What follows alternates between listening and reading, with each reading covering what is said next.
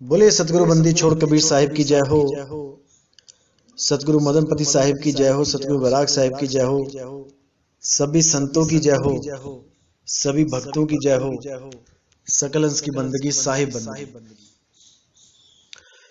आज कुछ सवाल आए थे मेरे भाई की तरफ से। कुछ भक्तों ने सवाल काफी पूछे थे, तो उसी में से कुछ चुनिंदा सवाल मैंने रख लिए हैं। आज उनके ऊपर विचार करेंगे, क्योंकि देखो, जब तक आपके सवालों का समाधान नहीं होगा, जब तक आपके हर सवाल का सही जवाब नहीं मिलेगा, आपकी शंकाएं हमेशा बनी रहेंगी।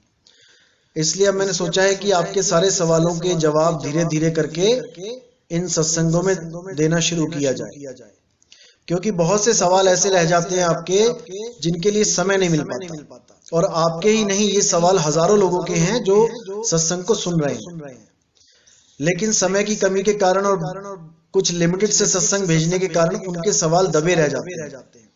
लेकिन अब इन लॉकडाउन में हर सवालों के जवाब दिए जाएंगे। तो आज का जो सवाल है, सबसे पहला भाई ने पूछा, क्या देही गुरु बनाना जरूरी है? क्योंकि ग्रंथ पढ़ने से भी हमें ज्ञान हो सकता है। जैसे कोई देही गुरु ग्रंथ लिख के चला जाए, तो हमें क्या जरूरी है कि किसी देही गुरु को ही ढूंढना पड़ेगा, जबकि उसने स्वयं ग्रंथ लिखा हुआ है? क्या हम उस ग्रंथ को पढ़कर ज्ञानी नहीं हो सकते? हमें परमात्मा नहीं मिल सकता? बड़ा अच्छा सवाल किया है जिसने भी किया है। देखो, केवल मुद्दा ये नहीं है कि हमें ग्रंथ पढ़ के ज्ञान हो जाए और हमें परमात्मा मिल जाए, ऐसा ये मुद्दा नहीं है। मुद्दा ये है कि हमें संशय से, भ्रमों से दूर कौन करेगा। जैसे मान के चलो कि ग्रंथ में लिखा है कि परमात्मा हर घट में है, हर शरीर में है। अब हर घट में, हर शरीर में जो लिखा हुआ है, उसको पढ़ के सीधे यही समझ में आता है कि भैया वो शरीर के अंदर है, हमें शरीरों के अंदर ढूंढ के वो मिल जाएगा। लेकिन किस भाव से वो ग्रंथ लिखा गया है, किस भेद को छुपा के उस भेद को उजागर किया गया है, ये चीजें हम नहीं समझ पाते हैं।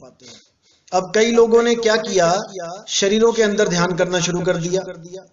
किसी ने त्रिकुटी में ध्यान लगाना शुरू कर दिया बिना गुरु के, किसी ने श्वासों पे ध्यान लगाना शुरू कर दिया, जैसे महात्मा बुद्ध ने श्वासों पे ध्यान लगाया बिना किसी गुरु के। उनका कोई आध्यात्मिक गुरु नहीं था, उन्होंने जितने भी गुरु धारण किए वो सबको रिजेक्ट करते चले गए।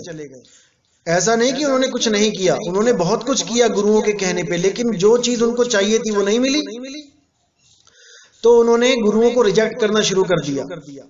तो लास्ट में उन्होंने बिना गुरु के केवल श्वासों पे ध्यान लगाना शुरू कर दिया, जिसको आज के टाइम में विपश्यना कहा जाता है। विपश्यना में आप जब नाम लोगे, वहां पे ज्ञान लोगे, तो आपको श्वासों के साथ जोड़ दिया जाता है। कोई मंत्र नहीं देंगे, बस आती जाती श्वास को आप देखते रहो, यही विपश्यना का ज्ञान है। इसी को ले लेके बहुत से महात्माओं ने अपने अलग अलग पंथ चला दिए। मुद्दा वही है, शरीर के अंदर ध्यान करने का। किसी ने हृदय में ध्यान धरना शुरू किया, उसको कई प्रकार के रंग दिखाई देने शुरू हो गए, हृदय की धड़कन की आवाज सुनाई देने लग गई, बहुत कुछ होने लग गया। लेकिन ग्रंथ ये नहीं बता पाए कि वो सही है या गलत है।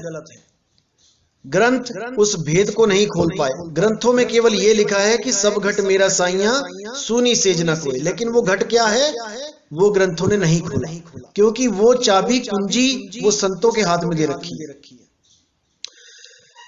इसीलिए साहिब ने बोला, मन के बहुत से रंग हैं, छिन आए छिन जाए, और एक रंग में जो रंगे सो जन संत कहाए। इस मन के बहुत से रंग हैं, आप सोच भी नहीं सकते कि इस मन के कितने रंग हैं। जब 184 जून इस मन के द्वारा चल रही है, कैसे कैसे पशु पक्षी पंछी, कैसे कैसी जूनें चल रही हैं। एक ही मिट्टी से बनाई गई हैं सारी, लेकिन कितने अलग अलग रंग बने हुए हैं, कितने अलग अलग रूप रेखाएं बनी हुई हैं, कितनी प्रकार की आंखें, कितने प्रकार के दांत, कितने प्रकार के कान बना दिए इस मन ने और माया ने मिलके, इन 5 तत्वों के द्वारा। तो क्या आपको वो शरीर के अंदर धोखा नहीं दे सकते? वो आपको शरीर के अंदर भी फंसा सकते हैं, अनेक रंग दिखा सकते हैं। आपको नहीं कुछ भी पता लगा, आप उसी रंगों में उलझ जाओगे। आपकी आंखों के सामने एकदम करोड़ों सूरज, करोड़ों चंदा एकदम प्रकट कर दिए जाएं, तो आप तो एकदम हैरान हो जाओगे कि ये मुझे क्या मिल गया, कहीं यही तो परमात्मा नहीं, और आप उसमें उलझ जाओगे।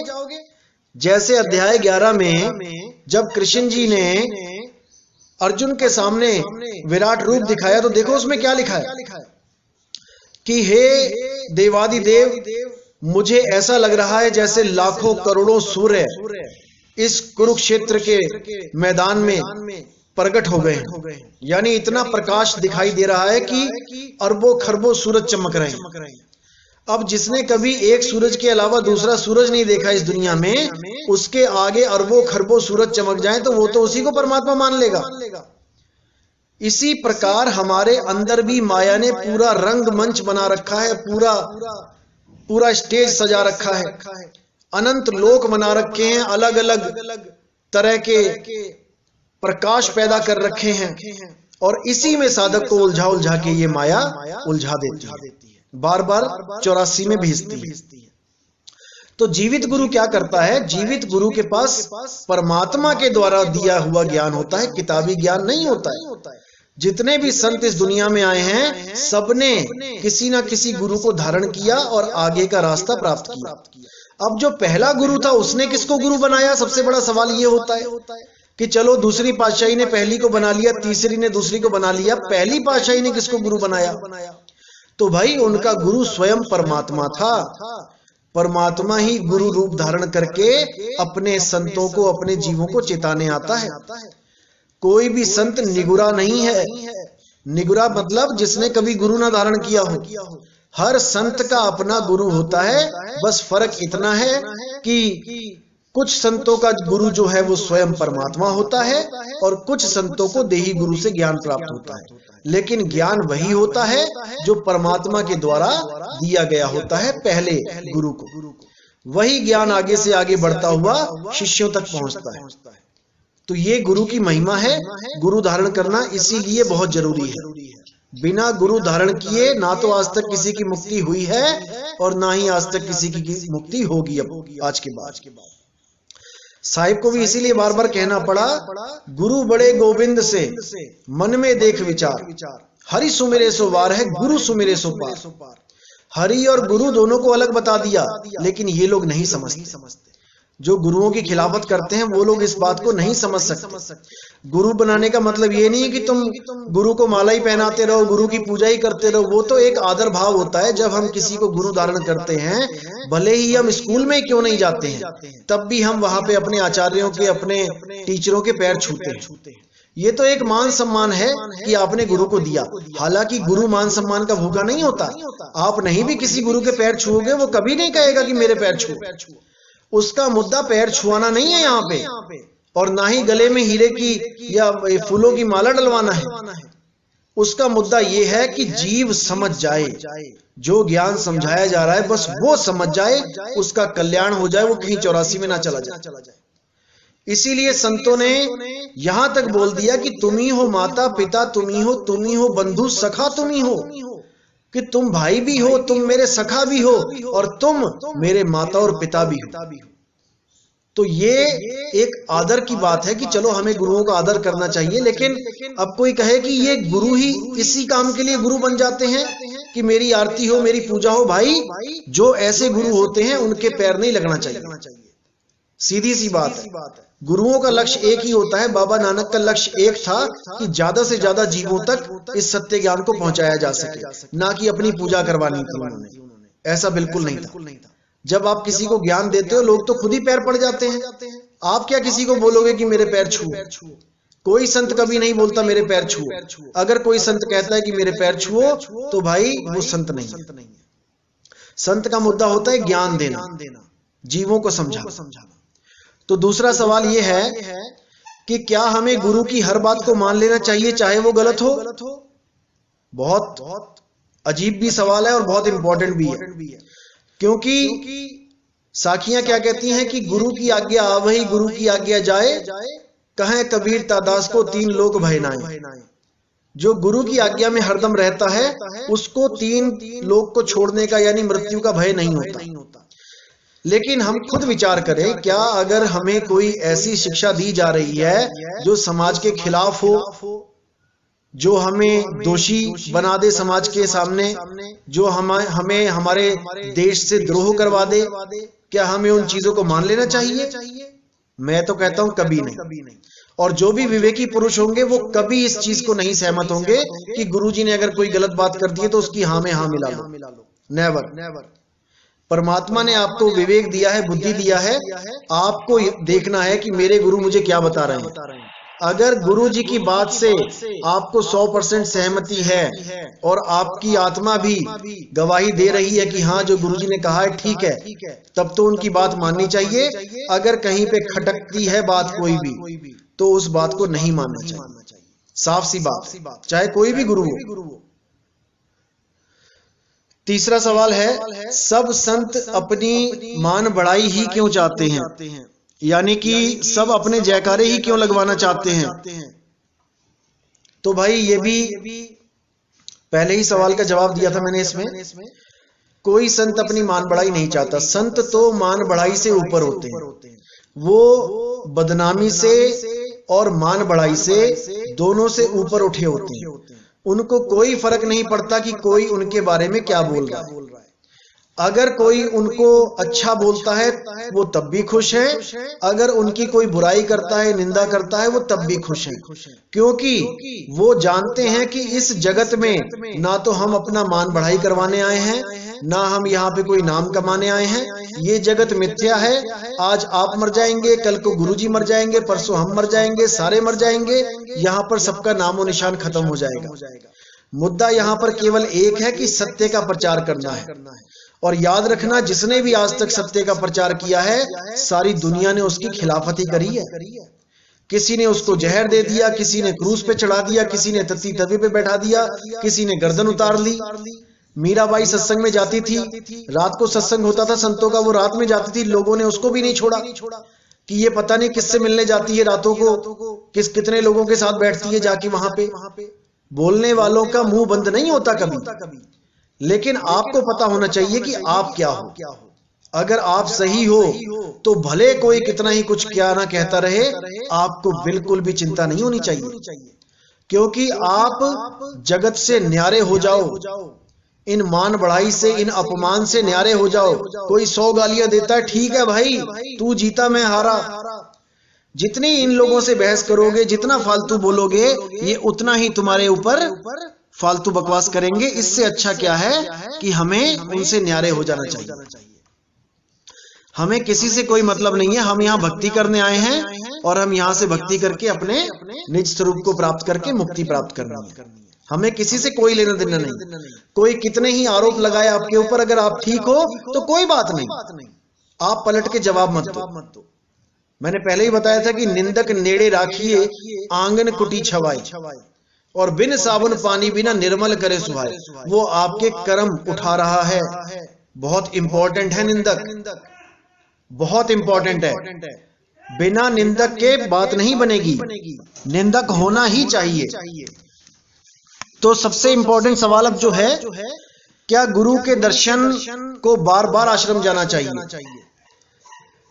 क्या गुरु के दर्शनों को बार बार आश्रम जाना चाहिए? ये सवाल बहुत इंपॉर्टेंट है, क्योंकि आज के टाइम में सब गुरुओं ने ये बना रखा है कि जल्दी से जल्दी आश्रम आओ, बार बार आश्रम आओ, पैसा चढ़ाओ, चंदा चढ़ाओ, ताकि उससे क्या करेंगे, उससे आश्रमों का विस्तार करने लग जाएंगे, जमीनें खरीदने लग जाएंगे, बड़े बड़े महल बना देंगे, बड़े बड़े संगमरमर लगवा देंगे, ये कर देंगे, वो कर देंगे। बाबा नानक ने कितने लोगों को अपने आश्रम पे बुलाया। कन्याकुमारी से लेके अरब देश तक वो गए प्रचार करते हुए। उन्होंने क्या अरब देश वालों को अपने आश्रम पे बुलाया कि आओ मेरे आश्रम पे, ये बार बार आओ, चंदा लो, पैसे चढ़ाओ, ये करो वो करो? कुछ नहीं करना ऐसा। आपको ज्ञान घर बैठे मिलेगा। आप घर को ही आश्रम बनाओ। बार बार आश्रमों में जाने की जरूरत नहीं है, चाहे कोई भी आश्रम हो। असली मुद्दा है नाम का सिमरण करना, जो घर बैठे भी हो सकता है, बड़े आराम से हो सकता है। हाँ, कभी गुरुजी आए आपके शहर के आसपास, चलो मिल लिए, या आप कभी गुरुजी के आश्रम के आसपास कभी गए, मिल लिए, लेकिन स्पेशल कहीं जाने की जरूरत नहीं है कि आप हर साल चलते ही चले जाओगे। अब वहां पर कोई भी आश्रम है, शुरुआत वो हल्के छोटे से ही करता है। शुरुआत में संत महात्मा एक दो कुटिया ही होती हैं, छोटे छोटे आश्रम होते हैं। जब वहां पे संगत जाने लगती है, 1000 बंदा गया, अगले साल 10,000 हो गया, फिर 50,000 हो गया, फिर लाख हो गया, 10 लाख हो गया। फिर महात्मा भी परेशान और संगत भी परेशान। महात्मा परेशान कि इतना इंतजाम करना पड़ेगा, और संगत परेशान की इतनी भीड़ हो जाती है, किसी का बच्चा खो गया, किसी का कुछ हो गया, कोई चोर उचक्के भी घुस जाते हैं उसी संगत में, कोई कुछ कर रहा है, कोई कुछ कर रहा है। ये सब फालतू की बातें हैं। आपको नाम लेके घर बैठ के सिमरन करना चाहिए। हुआ कभी साल 2 साल 3 साल में अगर आप चले गए तो कोई बात नहीं, लेकिन आपको ज्यादा समय सिमरन पे देना चाहिए। आपका मुद्दा किसी आश्रम में जाके भीड़ बढ़ाना नहीं है। आपका मुद्दा है कि नाम लेके आपने भजन भक्ति करना है, आपने उस अवस्था को प्राप्त करना है जिसके लिए आप गुरु धारण कर रहे हो। सबसे इंपॉर्टेंट ये है। तो अगर वो चीज नहीं मिली, अगर गुरु धारण करके भी आपको वो रास्ता नहीं मिल रहा है, साल 2 साल हो गए हैं, और आप सोच रहे हो कि बार बार गुरु के दर्शन करके मुझे वो चीज मिल जाएगी, तो ऐसे नहीं मिलेगी। आपको 8 पहर सूरत को संभालना पड़ेगा। 8 पहर। साहिब कहते हैं, सूरत फंसी संसार में, तासे पर गई दूर, सूरत बांध स्थिर करो 8 पहर हुजूर। 8 पहर का मतलब आप समझ रहे हो ना? आपको लगातार उस मालिक को याद करना पड़ेगा। लगातार सारे काम भी करते रहो और उस परमात्मा को याद भी रखो। हाथ कामवाल और चित्त रामवाल। हाथों से काम करते रहो और लगन अपनी मालिक में लगा के रखो। मालिक हमेशा अंग संग है, आपको अकेला कभी नहीं छोड़ेगा। अगला सवाल है कि हमें दरवाजे पर आए साधु को पैसा देना चाहिए कि नहीं। जैसे कई लोग होते हैं दान पुण्य में बहुत विश्वास रखते हैं कि हमारे घर पे कोई साधु आ गया, कोई भी आ गया, A to Z, कोई भगवे चोले वाला आ गया, कोई सफेद चोले वाला आ गया, या कोई भी आदमी आ गया, गरीब आदमी मांगने वाला आ गया, तो हमें क्या करना चाहिए? देखो जी, सीधी सी बात बताएं कि आपका जो पैसा है वो जिस कार्य में जाएगा उसके कर्म आपको ही लगेंगे। अगर साधु अच्छा है, आप जानते हो कि हाँ भाई ये साधु हर महीने आता है और ये बहुत सात्विक है और ये अंडा मीट मांस दारू भांग धतूरा और तंबाकू गांजा बीड़ी सिगरेट इसका सेवन नहीं करता है, तो आप उसको पैसे दे सकते हो अगर आपको पूर्ण विश्वास है। तो अगर आपको नहीं पता कि वो नशे करता है, मीट खाता है कि नहीं, शराब पीता है कि नहीं, तो आप उसको पैसे मत दो।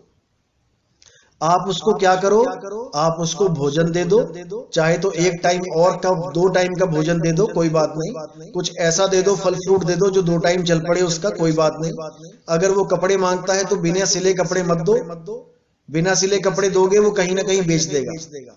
आप कोई सिले हुए कपड़े, कोई पुराने कपड़े, जैसे भी जो भी आपको लगे आप दे सकते हो। लेकिन आपने ऐसे साधु को पैसा नहीं देना जिसके बारे में आपको नहीं पता है। नहीं तो वो ठेके पे जाएगा, दारू पिएगा, मीट खाएगा, मच्छी के पकोड़े खाएगा और उसके कर्म आपको भी लगेंगे। क्योंकि आप अगर पैसा ना देते तो वो ये पाप कर्म ना करता। इसलिए बिल्कुल भी किसी को फालतू पैसा नहीं देना है जब तक उससे जान पहचान पूरी ना हो। अगला सवाल यह है कि अगर हमारे गुरु भाइयों से हमारी ना बने, जैसे आप सत्संग में जाते हो और कोई ऐसा बंदा भी जुड़ गया है जो आपको देखना तक पसंद नहीं करता, आपको बदनाम करता है, आपको हमेशा आपसे पंगे लेता है, तो आपको क्या करना चाहिए? सवाल बहुत इंपॉर्टेंट भी है और समझने वाला भी। देखो, कबीर साहब साफ कहते हैं कि दिल मिले का मेला, नहीं तो भैया सबसे भला अकेला। अगर आपका दिल मिलता है किसी गुरु भाई से, बहुत अच्छी बात है, आप दोनों एक गुरु के शिष्य हो, प्रेम से रहो, सद्भाव से रहो, मालिक की भक्ति मिलजुल के करो, बहुत अच्छी बात है। लेकिन अगर आपका किसी भी प्रकार से उसके मनमुटाव है तो आप अपना रास्ता अलग कर लो। झगड़ा करने की जरूरत नहीं है, कुछ फालतू ऊंचा नीचा बोलने की जरूरत नहीं है। वो जो बोलता है उसको बोलने दो। और आप अपना काम करो। जो काम आप करने आए हो आश्रम पे, जो भी गुरुजी के पास आप गए हो, A to Z कोई भी गुरुजी हैं, किसी के पास भी जाते हो आप केवल अपना काम करो। आप ये छोड़ दो कि आपके गुरु भाई आपके लिए क्या बोलते हैं, क्या कहते हैं, उनको जाने दो। अगर आपसे दिल मिलता है तो अच्छी बात है, नहीं तो आप उनको उनके रास्ते जाने दो। आप अपना भजन और भक्ति करो। ये प्रेम का मार्ग है, ये जबरदस्ती का मार्ग नहीं है भाई, ये प्रेम का मार्ग है। ना तो जबरदस्ती किसी को लेके आओ इस पंथ में, और ना ही किसी को जबरदस्ती लेके जाओ। अगर आपने जाना है आप खुशी से जाओ, लेकिन आप किसी दूसरे से कोई भी बात ऐसी ना करो कि उसको ऐसी बुरी लगे कि आप दोनों में मनमुटाव हो जाए। देखो, पंथ आते रहेंगे जाते रहेंगे, संगत आती रहेगी जाती रहेगी, लेकिन जो मित्रता होती है, जो प्रेम होता है, इसको नहीं गंवाना है, इसको नहीं गंवाना है। ये दोस्ती हमेशा रखनी है जीवों के साथ। प्रेम भाव सबसे रखना है। आप किसी भी पंथ में हो, चाहे आपके पंथ को कोई गाली दे के आगे बढ़ गया है, आपने फालतू नहीं बोलना उसके साथ। उसकी जितनी समझ थी वो दे के चला गया। आप जानते हो कि हमारा पंथ क्या है, हमारा ज्ञान क्या है। सामने वाला नहीं जानता, उसने भला बुरा कह दिया, कोई बात नहीं, उसकी सोच थी। आपने पलट के किसी के पंथ को गलत नहीं कहना। और अगर कोई बात भी चले तो केवल ज्ञान आधार से, कि तुम्हारे पंथ का क्या ज्ञान है और हमारे पंथ का क्या ज्ञान है। ज्ञान आधार से ये युद्ध होगा, ज्ञान युद्ध। ये किसी पर्सनल अटैक नहीं होगा। ज्ञान आधार से चलो, सारे रास्ते खुल जाएंगे। और अगला सवाल ये है कि हम किसी एक गुरु को छोड़ के दूसरे गुरु के पास जा सकते हैं उसी पंथ में? जैसे कई पंथ देखे आपने जिसमें एक गुरु होते हैं और बहुत सारे उनके प्रचारक होते हैं, वो भी नाम देते हैं।